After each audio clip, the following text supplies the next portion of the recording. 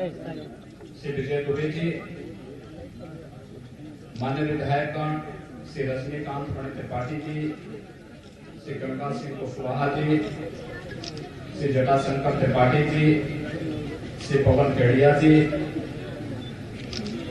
उत्तर प्रदेश गौ सेवा आयोग के उपाध्यक्ष शेरपुर सिंह जी, बीज विकास निगम के उपाध्यक्ष श्री राजेश्वर सिंह जी, भारतीय जनता पार्टी के प्रदेश के उपाध्यक्ष श्री उपेंद्र दत्त शुक्ल जी, क्षेत्रीय अध्यक्ष डॉक्टर धर्मेंद्र सिंह जी, जिला के अध्यक्ष प्रेमचंद मिश्र जी, आज के इस कार्यक्रम में उपस्थित प्रशासन, पुलिस और स्वास्थ्य विभाग से जुड़े हुए सभी अधिकारीगण और उपस्थित जनपद कुशीनगर से जुड़े हुए सभी भाइयों बहनों, आज अंतर्राष्ट्रीय महिला दिवस है।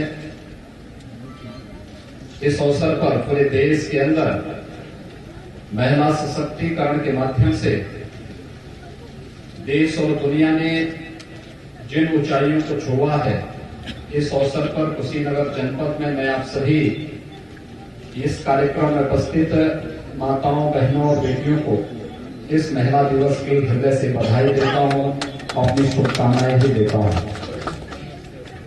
अंतर्राष्ट्रीय महिला दिवस के साथ ही आज मुख्यमंत्री आरोग्य मेला का 6वां संस्करण भी यहां पर है। 2 फरवरी 2020 से हम लोगों ने मुख्यमंत्री आरोग्य मेला की शुरुआत प्रत्येक प्राथमिक स्वास्थ्य केंद्र में प्रारंभ की थी। आज 6वां आरोग्य मेला है और ये लगातार चलेगा। समाज के अंतिम पायदान पर बैठे हुए व्यक्ति तक उत्तम आरोग्यता की सुविधा उपलब्ध कराने के दृष्टि से ये आरोग्य मेला आयोजित किए जा रहे हैं। इसमें स्वास्थ्य के साथ साथ पोषण, केंद्र और प्रदेश सरकार की स्वास्थ्य संबंधी सभी योजनाओं को फोकस करते हुए इन योजनाओं का लाभ समाज के प्रत्येक तबके तक देने की दृष्टि से ये कार्यक्रम आगे बढ़ाए जा रहे हैं। और आज उसी क्रम को आगे बढ़ाने के लिए मैं आपके बीच में खैरोली बाजार के प्राथमिक स्वास्थ्य केंद्र में आपके बीच में उपस्थित हुआ हूं।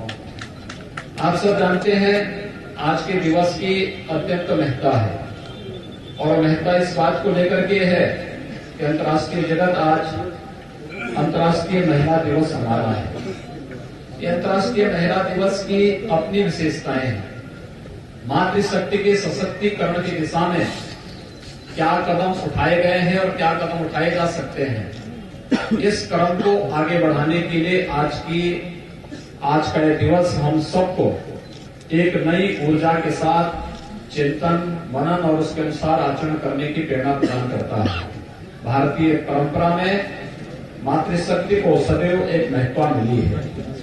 जीवन के प्रत्येक क्षेत्र में उन्हें सम्मान मिला है और वही कारण रहा है कि सबसे प्राचीन समाज तमाम विपरीत परिस्थितियों का सामना करते हुए भी निरंतर प्रगति के पथ पर उन चुनौतियों का सामना करते हुए आगे बढ़ा है। और आज उसी क्रम में हम सब आपके बीच में यहां पर उपस्थित हुए हैं। प्रधानमंत्री मोदी जी ने महिला सशक्तिकरण के इस अभियान को आगे बढ़ाने के लिए देश के अंदर बेटी बचाओ बेटी पढ़ाओ का अभियान प्रारंभ किया। इसके पीछे उद्देश्य एक ही है कि हम बेटा और बेटी में किसी प्रकार का कोई भेद न महसूस करें और ये भेद होना भी नहीं चाहिए, क्योंकि भारतीय परंपरा में तो भेद वैसे भी नहीं हो सकता। और आदरणीय प्रधानमंत्री जी से प्रेरणा प्राप्त करके हम लोगों ने बेटी के जन्म से लेकर के और उसके विवाह तक मुख्यमंत्री कन्या सुमंगला योजना और मुख्यमंत्री सामूहिक विवाह की 2 अभिनव योजनाओं को हम लोगों ने आगे चलाया। इनके पीछे बेटा और बेटी के भेद को समाप्त किया जा सके। कन्या सुमंगला योजना में बेटी के जन्म लेने पर, बेटी के 1 वर्ष के होने पर सभी प्रकार के टीकों के आच्छादिकरण होने से एक पहली क्लास में जाने, 6वीं क्लास में, 9वीं क्लास में और उसके उपरांत कोई सर्टिफिकेट, कोई डिप्लोमा या डिग्री कोर्स पूरा करने तक उस बालिका को 15,000 रुपए की धनराशि शासन के स्तर पर उस बालिका के अकाउंट में देने की व्यवस्था कन्या सुमंगला योजना में हम लोगों ने की है। इसके साथ ही यह भी व्यवस्था की है कि बालिका परिवार गरीब है, कमजोर है और बालिका की शादी में अड़चने हैं, धन के अभाव में लोग शादी नहीं कर पा रहे हैं, तो मुख्यमंत्री सामूहिक विवाह योजना के माध्यम से प्रत्येक बालिका के लिए 51,000 रुपए की सहायता प्रदेश सरकार ने उपलब्ध करवाया है। अब तक 1 लाख से अधिक बालिकाओं की शादी हम लोगों ने मुख्यमंत्री सामूहिक विवाह योजना के माध्यम से कराने में सफलता प्राप्त की है। 2,60,000 से अधिक बालिकाओं को हम लोगों ने अब तक कन्या सुमंगला योजना की धनराशि उपलब्ध कराने में मदद हमें मिली है। यानी ये सारे कार्यक्रम बालक और बालिकाओं के भेद को समाप्त करने और साथ साथ बेसिक शिक्षा परिषद के 1,80,00,000 बच्चों को 2 यूनिफॉर्म, बैग, बुक्स, जूते, मोजे, कॉपी, किताब, ये सभी चीजें, स्वेटर आदि उपलब्ध कराने की व्यवस्था भी उत्तर प्रदेश सरकार ने इसी क्रम में उपलब्ध करवाए हैं। आज मुझे बताते हुए प्रसन्नता है जब पूरी दुनिया अंतर्राष्ट्रीय महिला दिवस के अवसर पर अनेक कार्यक्रम आयोजित कर रही है, उन स्थितियों में हम भी आज प्रत्येक प्राथमिक स्वास्थ्य केंद्र में इस प्रकार के आयोजनों को आयोजित करके मातृशक्ति के प्रति सम्मान का भाव व्यक्त करने और उनके सशक्तिकरण के लिए अपनी प्रतिबद्धता को दोहराने के लिए आपके बीच में यहाँ पर उपस्थित हुए हैं। आज मैंने 2 जनपद चुने थे इस कार्यक्रम के लिए। मैंने इस बारे में कहा था एक जनपद जो अंतर्राष्ट्रीय सीमा से जुड़ा हुआ हो। मैं इससे पहले सिद्धार्थनगर जनपद में था जो नेपाल से सटा हुआ, नेपाल से मुश्किल से 800 किलोमीटर की दूरी पर ही कगरौआ के पास में एक प्राथमिक स्वास्थ्य केंद्र में ऐसे एक बड़े कार्यक्रम में महिला आज के इस अंतर्राष्ट्रीय महिला दिवस के कार्यक्रम में मुझे सहभागी होने का अवसर प्राप्त हुआ। वहां पर भी इसी प्रकार की भव्यता के साथ हजारों लोगों ने शासन की योजनाओं की जानकारी भी ली, महिला सशक्तिकरण के इस अभियान के साथ जुड़ करके अपने आप को इस कार्यक्रम के साथ ही आगे बढ़ाने का कार्य किया। वहां पर भी मैंने देखा अलग अलग तबके के महिलाओं के सशक्तिकरण की दिशा में क्या प्रयास समाज के द्वारा, प्रशासन और शासन के द्वारा हो रहा है, एक बेहतर प्रयास वहां पर देखने को मिला है। भाइयों बहनों, समाज में अगर कहीं भी भेदभाव होता है, वह जाति हो, मत हो, मजहब हो, लिंग हो, किसी भी आधार पर वह समाज आगे नहीं बढ़ सकता। सामूहिकता का प्रयास ही हमारी सशक्तिकरण का आधार बन सकता है और उस सामूहिकता के प्रयास को आगे बढ़ाने के लिए आज मैं आपके बीच में यहां पर उपस्थित हुआ हूं। मुख्यमंत्री आरोग्य मेला का आयोजन जिन प्राथमिक स्वास्थ्य केंद्रों के बारे में कहा जाता था यहाँ डॉक्टर नहीं आते हैं, आज हमने एक व्यवस्था प्रारंभ की है कि हर रविवार को 3 से 4 डॉक्टर की टीम हर प्राथमिक स्वास्थ्य केंद्र में जाकर के निःशुल्क परामर्श देने का कार्य करेगी। वहां पर जो लोग आते हैं उनको दवा की व्यवस्था करेगी, उनकी जांच करवाएगी, उन्हें आयुष्मान भारत का कार्ड उपलब्ध करवाएगी। आवश्यकता पड़ने पर वह टीबी के पेशेंट हो या कुष्ठ के पेशेंट हो या किसी भी बीमारी के हो, उनको आवश्यक दवा की व्यवस्था कराने के साथ साथ आयुष्मान भारत और मुख्यमंत्री जन आरोग्य योजना के गोल्डन कार्ड उपलब्ध कराने की व्यवस्था उन सभी लोगों को करने के कार्यक्रम के साथ साथ पोषण मिशन के कार्यक्रम का भी प्रचार प्रसार करेंगे। समाज में अगर एक भी तबका, हमारा ये शरीर है, याद करना, शरीर का अगर एक भी अंग कमजोर हो जाता है तो अंग के कमजोर होने के साथ वह शरीर पूर्णांग नहीं माना जाता। समाज में अगर कोई व्यक्ति किसी भी प्रकार से कमजोर हो गया, रह गया, वह पोषण के मामले में पिछड़ गया, कुपोषित हो गया, ये समाज की पूर्ण क्षति होती है, इसकी कीमत समाज को चुकानी पड़ती है।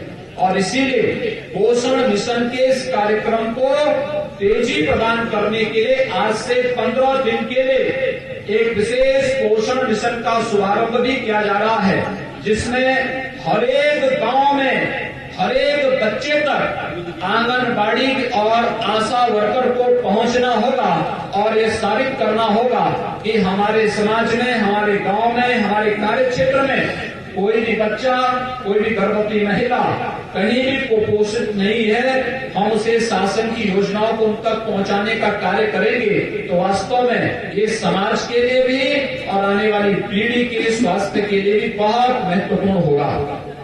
इसके स्वास्थ्य इस पोषण मिशन को आगे बढ़ाने के साथ ही कुशीनगर जनपद जिस बात के लिए सर्वाधिक सबसे ज्यादा पीड़ित रहा है वह रहा है इंसेफ्लाइटिस से। मैं देखता था गोरखपुर के बीआरडी मेडिकल कॉलेज में जब भी पेशेंट आते थे तो सबसे अधिक पेशेंट कुशीनगर जनपद के हुआ करते थे और कुशीनगर जनपद के पेशेंट आते थे। एक तो जाने आने में ही ज्यादा समय लगने के कारण असमय उस बच्चे को गाल में सवाना पड़ता था। जो बच्चे थोड़ा बच भी जाते थे वे शारीरिक और मानसिक दिव्यांगता के शिकार हो जाते थे। लेकिन आज मैं आपको बताते हुए प्रसन्नता है कि विगत 3 वर्ष के दौरान प्रदेश सरकार ने केंद्र सरकार के सहयोग से जो कार्यक्रम आगे बढ़ाए हैं उन कार्यक्रमों का परिणाम है कि हमने इस बीमारी को 70 से 75% कम करने और मौत के आंकड़ों को 90 से 95% कम करने में सफलता प्राप्त की है और कुशीनगर जनपद में इसका प्रभाव देखने को मिला है। लेकिन मेरा आग्रह होगा आप सबसे, सरकार ने प्लास्टिक को बैन किया है तो प्लास्टिक को बैन करने का मतलब प्लास्टिक का उपयोग नहीं होना चाहिए। Single use plastic, polythene, cup, गिलास, प्लेट, प्लास्टिक के जो हैं इन सबको हम लोग उपयोग से बाहर करें क्योंकि ये पर्यावरण का भी दुश्मन है और ये स्वास्थ्य का भी दुश्मन है, जल संरक्षण का भी दुश्मन है। इसलिए प्लास्टिक को पूरी तरह मुक्त करना, कहीं भी नाले पर, नाली पर, सड़क के किनारे जो प्लास्टिक पड़ा हुआ इन सबको उठा करके और इसका व्यवस्थित निस्तारण करने की व्यवस्था इसको अभियान के माध्यम से करना। हम लोगों ने 1 मार्च से एक अभियान प्रारंभ किया है, संचारी रोग नियंत्रण का एक विशेष अभियान। संचारी रोग का मतलब जिसमें इंसेफ्लाइटिस भी आता है, जिसमें कालाजार भी आता है, मलेरिया भी आता है और इसमें चिकनगुनिया भी आता है, डेंगू भी आता है, मलेरिया भी आता है। इन सभी प्रकार की बीमारियों से मुक्ति के लिए बचाव महत्वपूर्ण है और बचाव के लिए एक अभियान चल रहा है। जिन बच्चों को टीका नहीं लगा है, पिछले 2 वर्षों में नहीं लग पाया है, उस बच्चे को अवश्य टीका लगाया जाना चाहिए, बशर्ते वह 1 वर्ष से 15 वर्ष के बीच का है। हम टीकाकरण करवाएं। दूसरा, गांव हो या शहर, स्वास्थ्य के अभियान के साथ साथ स्वच्छता का एक विशेष अभियान चलाएं। गंदगी कहीं न पड़ी रहने पाए, जल जमाव न होने पाए। जब गंदगी नहीं होगी, जल जमाव नहीं होगा तो बीमारी भी नहीं होगी। हमारे स्वास्थ्य केंद्र अंदर और बाहर देखने में भी अच्छे लगे और स्वास्थ्य की सुविधा की किसी भी उत्तम व्यवस्था वहां पर हो। अगर हम ये करने में सफल होते हैं, समय समय पे छिड़काव होते हैं, तो आप मान करके चलिए कि आपने आरोग्यता के बड़े लक्ष्य को प्राप्त करने में मदद कर दी है। और आज का ये कार्यक्रम उस अभियान को और तेज गति देने के लिए भी किया गया है। इसके साथ ही हम लोगों ने आयुष्मान भारत का गोल्डन कार्ड, आप सब जानते हैं प्रधानमंत्री मोदी जी ने आयुष्मान भारत में हर गरीब के लिए 5 लाख रुपए का एक गोल्डन कार्ड चलाया है कि वो हर वर्ष 5 लाख रुपए की निःशुल्क स्वास्थ्य की सुविधा प्राप्त कर सकता है। जो बचे हुए परिवार थे उन परिवारों को मुख्यमंत्री जन आरोग्य योजना में हम लोगों ने लिया है, उनके लिए भी गोल्डन कार्ड बन रहे हैं। और मैं चाहूंगा कि आप सभी लोग इससे हर व्यक्ति को आच्छादित करने की व्यवस्था करें, उन सबको हर हाल में इन सुविधाओं का लाभ देने की कार्रवाई करें। ये कार्य के अलावा यहाँ पर मैं देखता था, जब यहाँ पे मुसहरों को आवाज दिलाने के आंदोलन का मैं हिस्सा बना था, तब मैं यहाँ पर देखता था कि तमाम ऐसे लोग थे जिनको ट्यूबरकुलोसिस यानी टीबी जैसी बीमारियां भी थी। आज टीबी का बीमारी अब असाध्य नहीं बल्कि साध्य है, बशर्ते उस कोर्स को पूरा कोई मरीज कर ले। इसके लिए निश्चित राशि भी शासन दे रही है और उन सभी दवाओं के उपयोग, उसके किट उपलब्ध उपलब्ध कराने की व्यवस्था भी इस अवसर पर प्रदान की जा रही है। ये भगवान बुद्ध का महापरिनिर्वाण स्थली का जनपद है। मैं भी जिस जनपद में आया वह भगवान बुद्ध के उनके राजपाट का जनपद था, जहां उनके पिता का शासन था, जहां के वे राजकुमार थे, और ये जनपद जहां उन्होंने अपना परिनिर्वाण लिया था, कुशीनगर के पास। स्वाभाविक रूप से देश और दुनिया में इसका संदेश अपना स्पष्ट है। आज के उस अवसर पर हमें आप सबको इस बारे में और कहना है। कोरोना फ्लू एक आया है, पूरी दुनिया में हलचल है, लेकिन वो भय और दहशत के लिए नहीं है। बचाव, बीमारी में उपचार से महत्वपूर्ण बचाव होता है। हम लोग इस बारे में ध्यान देते हैं।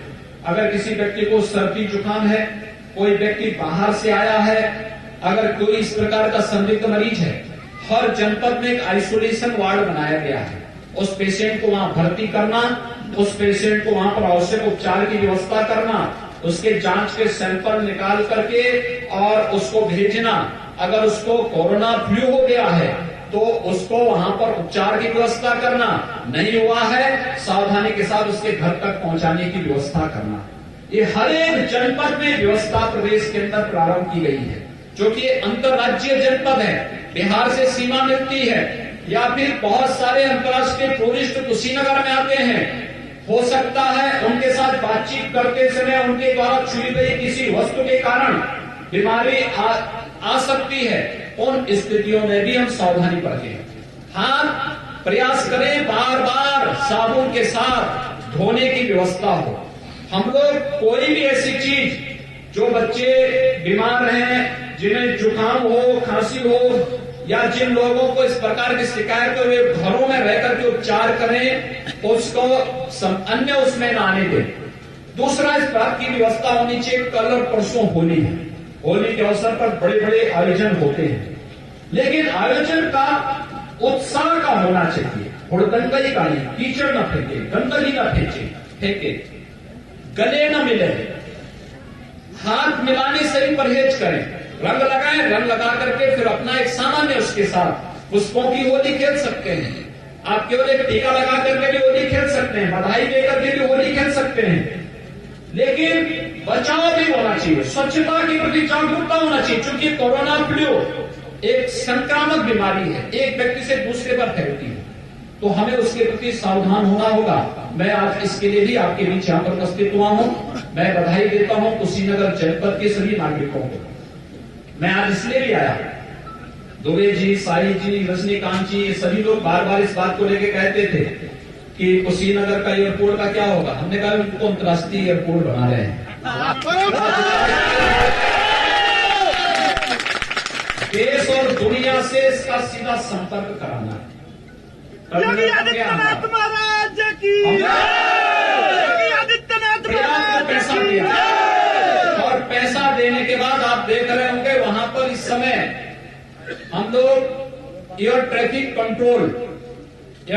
को कंट्रोल करने की जो व्यवस्था होती है, उसका निर्माण युद्ध स्तर पर चल रहा है। बहुत शीघ्र उसको हम बनवा लेंगे। बाउंड्री वाल का कार्य कमोवेश बहुत ज्यादा हो चुका है, केवल 100-150 मीटर बचा हुआ, उस कार्य को हम बहुत शीघ्र पूरा करके हमारा प्रयास है जैसे सिविल टर्मिनल यहाँ पर कंप्लीट हो करके सुरक्षा की पुख्ता व्यवस्था हो, हम लोग उसके साथ ही यहाँ पर पहले डोमेस्टिक और फिर नया बड़ा टर्मिनल जैसे हम लोग बना देंगे तो हम यहाँ पर इंटरनेशनल फ्लाइट कुशीनगर से प्रारंभ करने वाले हैं।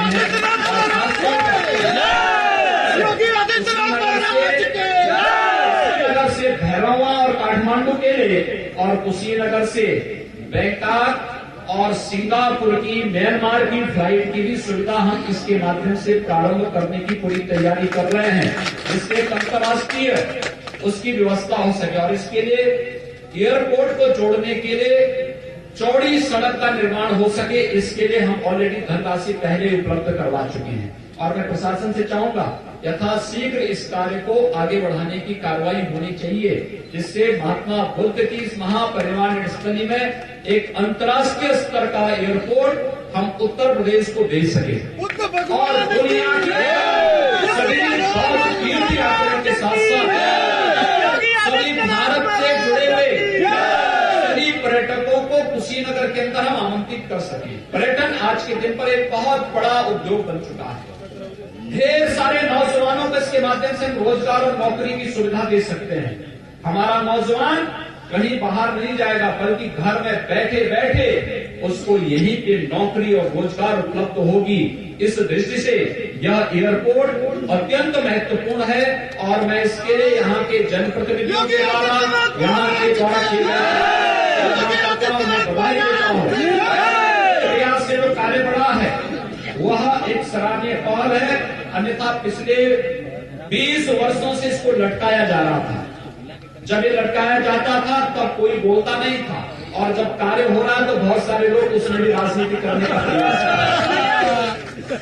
भाइयों बहनों, मैं दूसरी बधाई आपको देता हूं। मैं जानता था कुशीनगर जनपद इंसेफ्लाइटिस की बीमारी को भगाने के लिए, इसको समाप्त करने के लिए मैं पिछले 25 वर्षों से लड़ता था, और कुशीनगर के कार्यकर्ता मेरे साथ सर्वाधिक इस आंदोलन में भागीदार बनते थे। जब गोरखपुर में हम आंदोलन करते थे, कुशीनगर में आंदोलन करते थे, यहाँ का एक एक कार्यकर्ता आंदोलन में मेरे साथ खड़ा होता था, और इसलिए मैंने महसूस किया कि कुशीनगर में एक मेडिकल कॉलेज भी होना चाहिए। हम लोग एक बहुत अच्छा मेडिकल कॉलेज के निर्माण का कार्य यहाँ पर करने जा रहे हैं। भगवान बुद्ध को समर्पित ये मेडिकल कॉलेज कुशीनगर के लोगों को बेहतर स्वास्थ्य की सुविधा उपलब्ध कराएगा। फिर यहाँ के लोगों को बिहारी मेडिकल आवश्यकता नहीं पड़ेगी। स्वास्थ्य की सुविधा आपको कुशीनगर के अंदर ही बैठ करके उपलब्ध हो जाएगी। हाँ, कोई बहुत अच्छी सुविधा के लिए गोरखपुर में एम्स बन रहा है। आप पटोना से बैठिए, 1 घंटे में आप गोरखपुर एम्स में पहुंच जाएंगे। इस प्रकार की सुविधा गोरखपुर में भी आपको मिलेगी, कुशीनगर में भी मिलेगी। इसके अलावा और भी ढेर सारे कार्यों को हम लोगों ने पाइपलाइन में लगाया है। अगर आज ही बोल देंगे तो फिर आगे की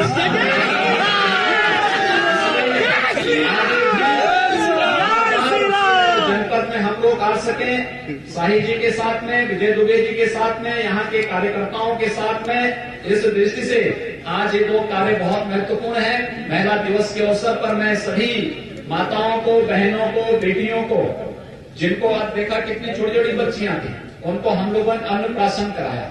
और देखिए वो बेटियां कितनी सौभाग्यशाली हैं। जन्म लेते ही उनके पास वो लक्ष्मी साबित हो रही है। जन्म लेते ही उनके अकाउंट में पैसा आ जा रहा है, यानी इसी को लक्ष्मी कहते हैं। वे जैसे जन्म ली, वे 6-6 महीने की हुई है, हमने उनके पास सीधे उनके अकाउंट में पैसा भेजना प्रारंभ कर दिया है। और आज अन्नप्राशन उनका कराते हुए मुझे बहुत प्रसन्नता हुई, और वे बेटियां भी बहुत शौक से खा रही थी, बहुत उसके साथ खा रही थी। होली आप सबके लिए मंगलमय हो। होली की मंगल में शुभकामनाएं आप सबको देता हूं।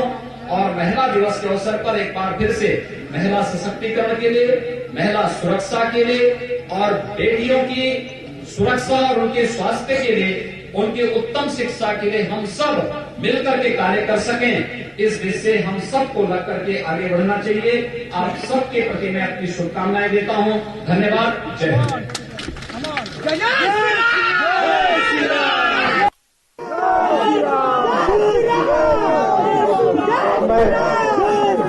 माननीय मुख्यमंत्री जी के सार्वजनिक और उत्साहवर्धक उद्बोधन के बाद अंतर्राष्ट्रीय महिला दिवस, जिसकी चर्चा बार बार माननीय मुख्यमंत्री जी ने किया, जिला प्रशासन की तरफ से 10 ऐसी नारी शक्ति को इस मंच पर आपके द्वारा सम्मानित किया जाना है। मैं नाम बुला रहा हूँ। सीडीओ साहब से आग्रह करूंगा, डीएम सर से भी चाहूंगा कि मंच पे आ जाए।